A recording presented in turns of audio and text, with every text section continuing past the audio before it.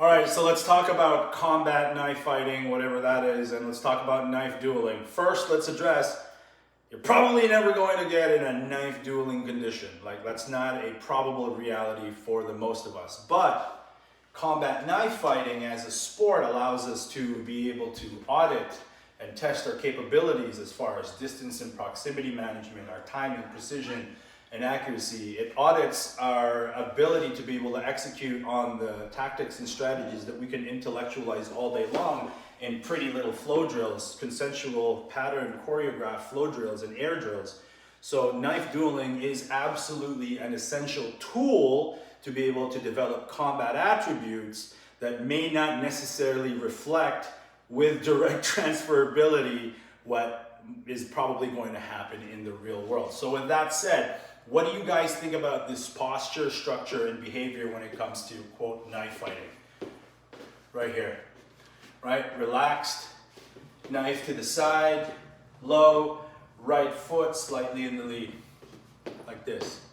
All right, so like with everything, there's going to be pros and cons. From this position, I think one of the, first of all, let's address incoming attacks. A low line attack can be met with a parry and a counter. High line attack, same thing. We can go to the outside and fight to their outside. We can stay on the inside and dominate the inside line. There's lots of things that we can do from this seemingly relaxed posture and position. And I think one of the great advantages in not having your knife, like some people say, out here constantly with a tip pointed towards your enemy, one of the advantages of not doing that is that you mask your true range and you present what will appear to your opponent to be a vulnerability. Like, look, I look open right now. You could slash my face. You could go for a low line thrust. It looks like I'm in a vulnerable position, right? So we can capitalize on that. But, you know, we are prepared. We are prepared to meet those things, right? And so when you mask your true range, if you're facing an unskilled opponent, they're going to see that as a vulnerability and make big mistakes trying to close that gap with telegraphed movements that we can see from a mile away. If the opponent is a little bit more intelligent, then that ought to make them tentative, right?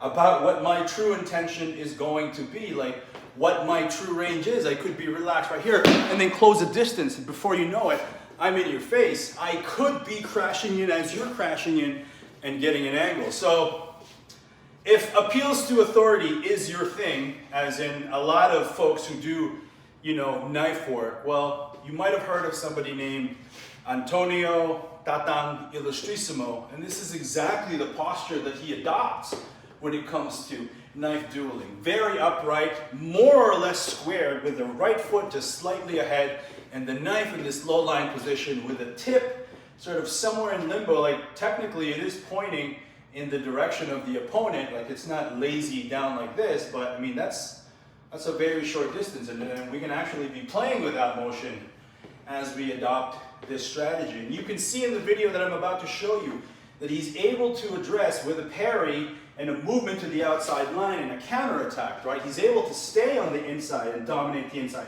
He's able to go to the outside and dominate the outside line from this posture. So long and short story is that when we observe techniques and tactics on the internet, it's very easy to be able to fixate and focus on its vulnerabilities.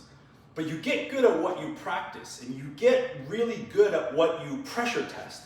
And so don't make the assumptions that just because somebody appears to be untrained that they are. That could be a dangerous mistake in the real world. And that's one of those principles that we can gain from, you know, combat sports sparring in a weapons-based environment. Is just we're able to play and explore these tactics, and in the process share it with another individual. Maybe I teach somebody a lesson because they think I'm vulnerable. Maybe somebody teaches me a lesson because when I perceive a vulnerability and I try to capitalize on it, meanwhile I didn't know that it's an engaño, it's a fake, it's a bait, and then I learn from that. So while knife dueling and combat knife sport and knife sparring always going to have artificialities, but if we throw the baby out with the bathwater, we miss the opportunity to engage in an activity that will help us develop key combat attributes. I'm not a combat guy. I look at this from a personal skill development perspective. But at the end of the day, to me, guys, I'm glad that so many, experienced and checked out individuals appreciate what I do. But let me reiterate. What I do is art. I love this art form. Now, if you can extract some value from all this fancy, smashy shit I'm doing, and maybe you're able to take a snapshot from that and realize that I'm going to my 45-degree angle and I'm delivering a low-line thrust, then you're really going to appreciate the videos that I share.